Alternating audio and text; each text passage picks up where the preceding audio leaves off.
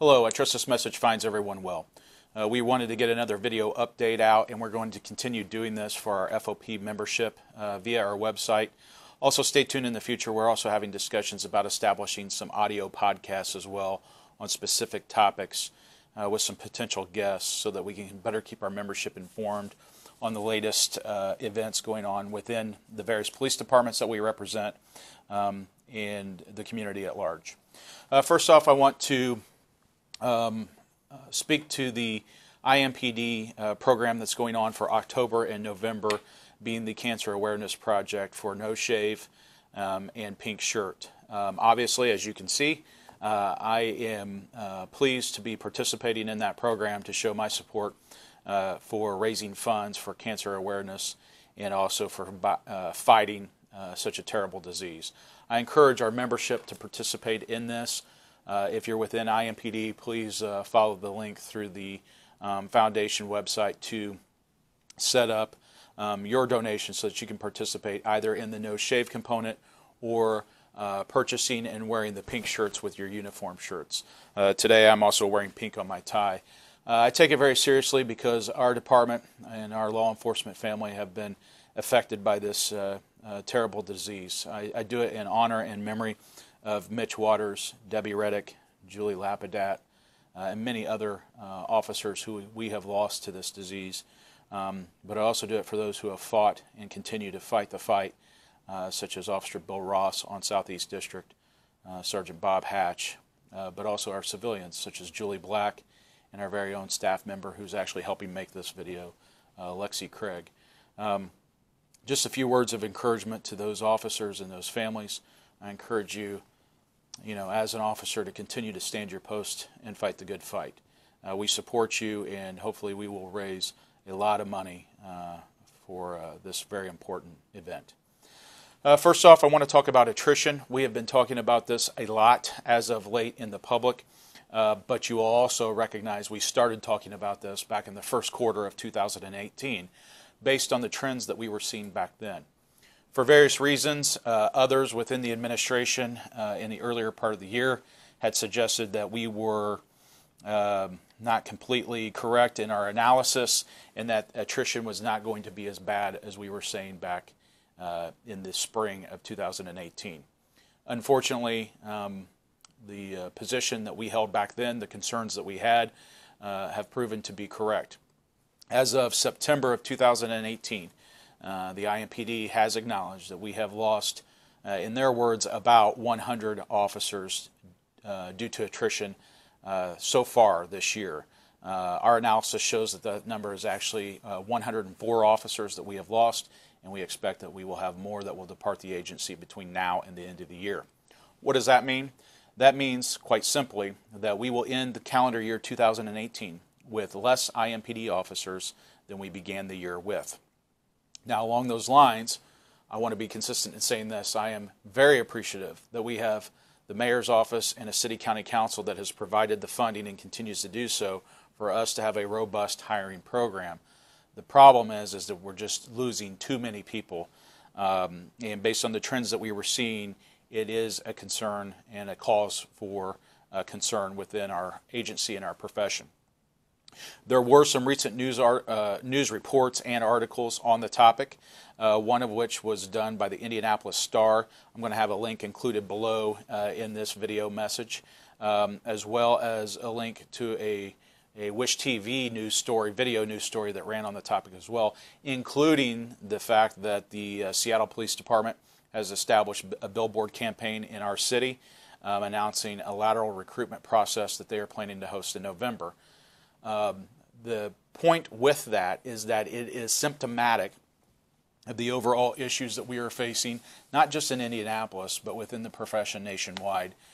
Just this week, in the latest American Police Beat newspaper, there was an article that was ran on this very issue of not only the challenges with recruitment, and what they highlight is that the killing of officers is being found to be affecting recruitment.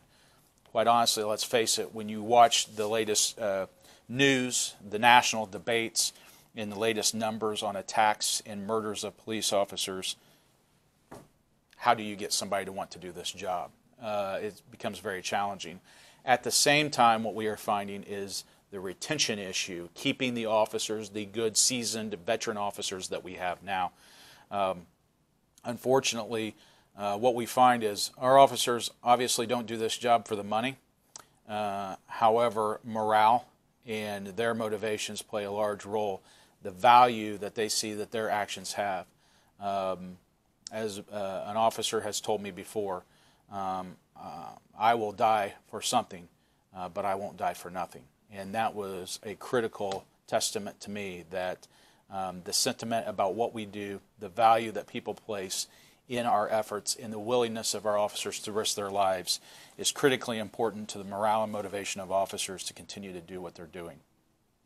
Keep in mind that for the IMPD, 4 out of every 10 officers are eligible for retirement and can leave at any point in time. That is due to intentional acts and decisions that were made in previous administrations to not hire officers, and has left us with a very seasoned workforce that we find ourselves within. Along those topics, the key point is to remember that it's a parallel issue. Both recruitment is a challenge and retention. We have to focus on both and be very proactive on that. I do think it's important to remind everyone that it is the Fraternal Order of Police who fought to get dedicated line item funding for recruitment purposes for the Indianapolis Police Department. Our additional goal in that was to ensure that we maintain the diverse workforce that we are striving to get. For anyone to suggest otherwise would be false and inaccurate. In addition to that, we are also working on proactive, out-of-the-box ideas to better enhance our abilities to hire a diverse workforce. And remember, when we speak of diversity, we're not just speaking of gender and race. We're also specifically talking about various backgrounds, experiences, and exposures that can be of benefit to our profession and our police departments. So we are working on those. We've announced some pretty proactive ideas in meetings with the Chief of Police, and he has agreed to have follow-up conversations with some key stakeholders that we think will help us in attracting and recruiting a high-quality workforce. It should be noted that in the recent articles, the Chief of Police did affirm that the police department would not lower their standards as a result of these challenges. And the mayor of Indianapolis also acknowledged that less officers does seem to help contribute to more crime in our city, especially violent crime. That's something that we all know, but it is nice to see that affirmed in public statements. On that front, I did recently have a follow-up meeting with the mayor, one-on-one. The mayor was very gracious with his time. The meeting was scheduled for 1 hour. The meeting ended up going for 2 full hours.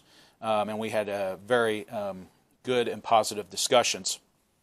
We did speak very lengthy about the recruitment and retention issue, but we also spent a considerable amount of time talking about the value of a decentralized fleet and the issues that we need to address related to the most recent bulletin on the fleet. I share that with you just to keep conveying that the topic has not gone away, it has not fallen off the radar of discussion. We're having significant discussions about it, not only with the mayor, but with the city county controller and the chief of police. And in addition, we are also continuing with the budgetary process that we're in the middle of right now. So as I've said in previous messages, please be patient with us. But the dialogue is continuing, and we're also completing that budgetary process for 2019.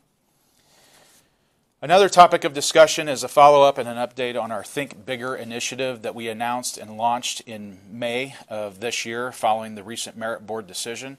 As you all know, on May 23rd, our Indianapolis FOP publicly announced and launched what we called the hashtag Think Bigger initiative.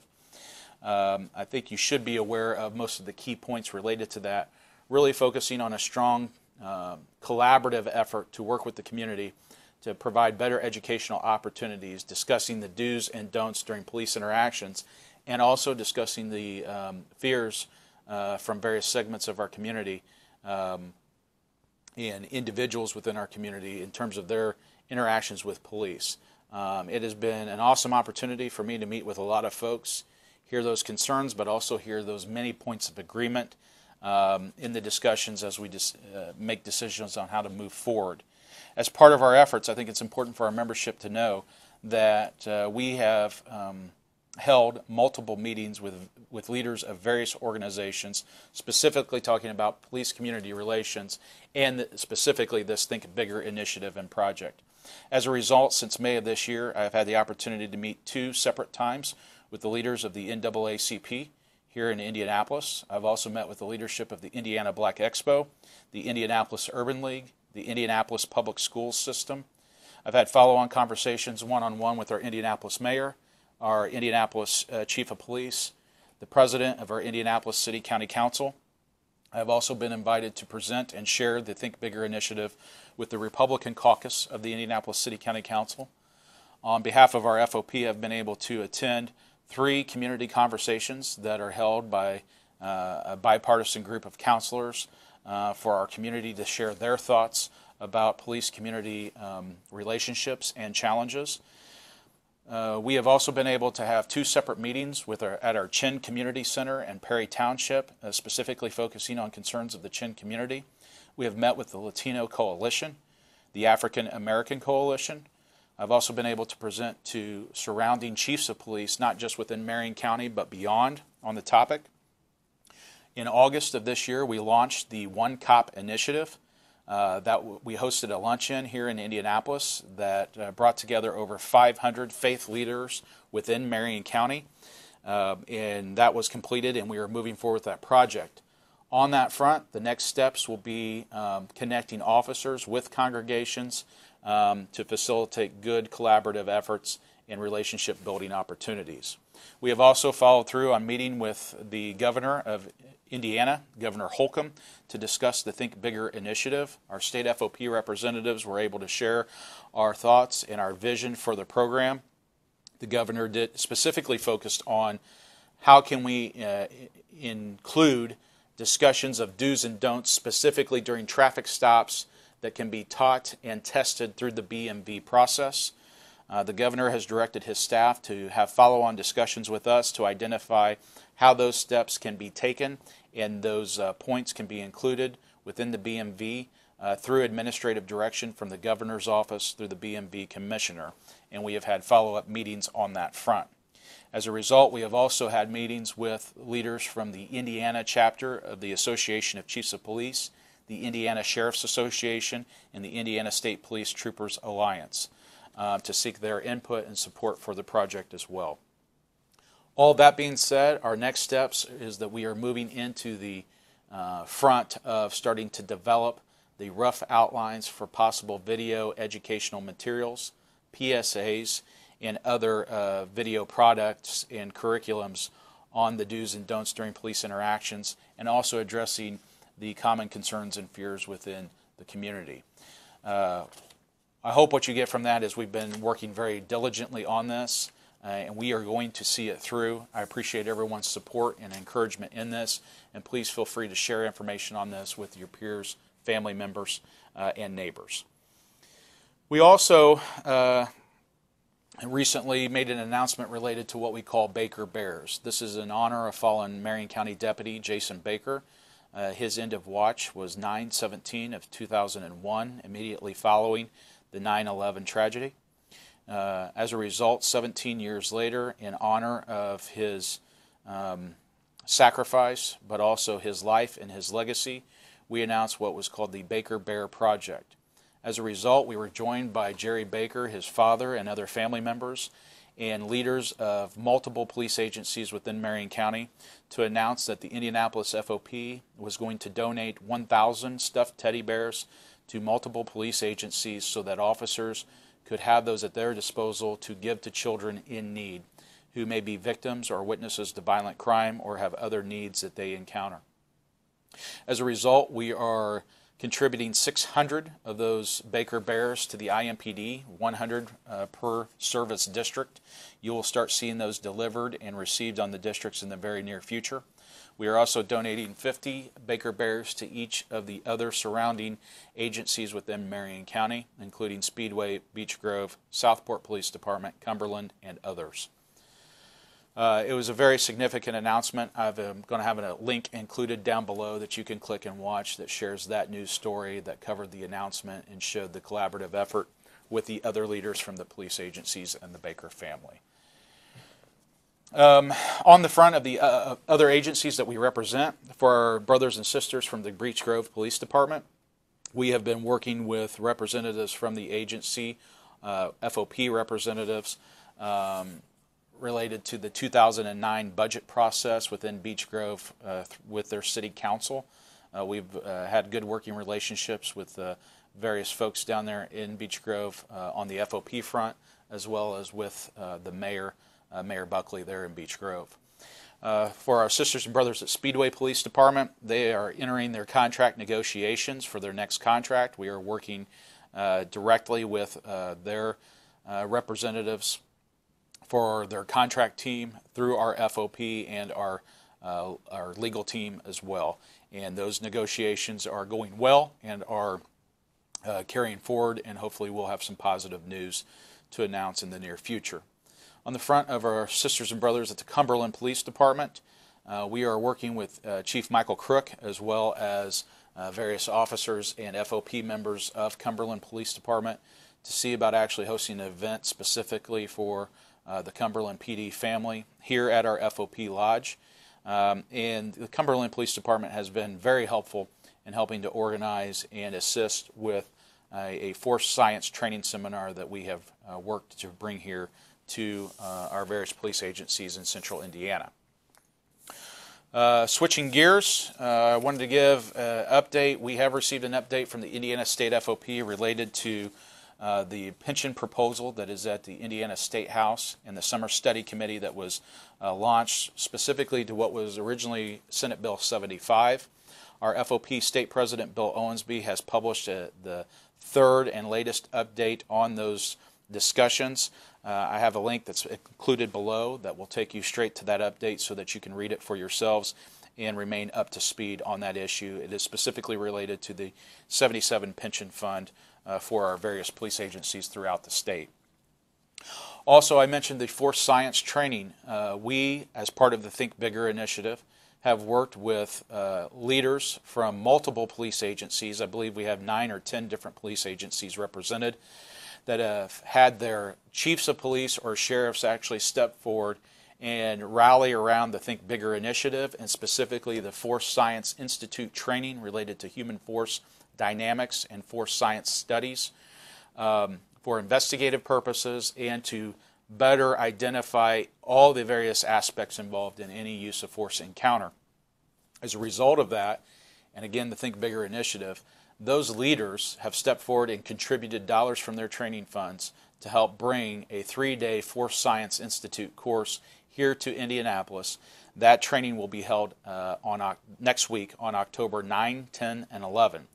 I have a link included below that will take you to a flyer that outlines the course itself and also how to register for that course.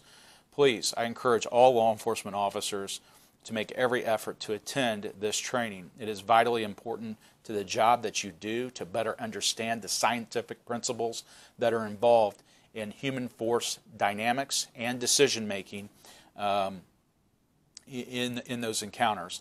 It is also critically important that we have investigators attending this training so that they are at least aware of these scientific principles that are involved. I think recent events have shown us the need to have that awareness and also implement those principles in our investigative and follow-on principles and processes, but also our training that we do on a consistent basis.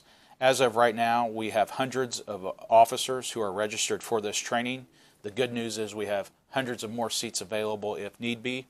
Here's the key point. Because of the support and the collaborative nature from these various police agencies, the training is offered absolutely free. That is unheard of throughout the nation. We've been able to pull that off and make sure that various agencies and officers and detectives can be exposed to these principles as a significant development and outcome of the Think Bigger initiative.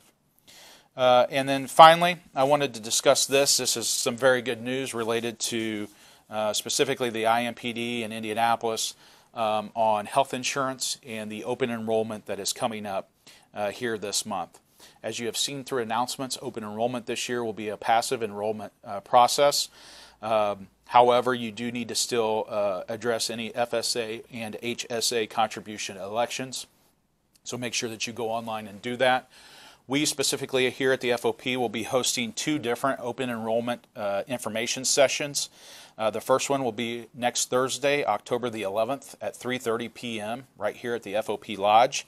And then the next one will be Tuesday, October the 16th at 11 a.m. here at the FOP. I'm very excited to make this announcement that for the first time in our history, we will see a decrease in health insurance premiums for 2019. I repeat, premiums are going to decrease in 2019. Let me explain to you that does not happen in a vacuum. Because of very intentional work of the FOP and other representative organizations, we have been able to include a contractual obligation to have a seat at the table to work with decision makers in city government on our health insurance programs and offerings. As a result of that, we have been able to work collaboratively between labor and management to help bring costs down related to health insurance, both for active officers and retired officers. That is a huge step forward. And what we've been able to do this year, and through good, effective use of progressive ideas like the health clinics and our membership taking advantage of those in addressing health issues, preventative health issues, we've been able to lower costs. And as a result, we are now able to see an offering of discounted, reduced premiums in 2019. Now what that means is you will see a reduction if you remain in the same plan offering that you were in for 2018. Now obviously if you change plans and move from a higher deduction plan to a medium or lower plan, you may see a premium increase, but that's because you've elected a different plan that is more costly. If you remain in the same one, you should see a reduction in those costs. I want to extend my gratitude to folks that have helped with that, such as Bill Owensby, Danny Overly, Aaron Snyder from our wellness program, and others who attend those meetings with myself and other union leaders to have those discussions. I also want to thank our City County Controller, Fatty Kadora, who has worked very diligently to ensure that public safety and our workforce get the best health care possible at the best prices possible. And he has been a good partner to work with in that effort. With that, I know that this was a lot of information, but I think it's important for you to see. This is really just a segment of all the work and efforts that are going on daily through your FOP, trying to represent you in the best way possible and provide the best service to you that's possible. There's several links down below. Please take a look at those materials. Take advantage of reviewing those. And again, as we move forward, we'll have other opportunities to expand our information sharing with you.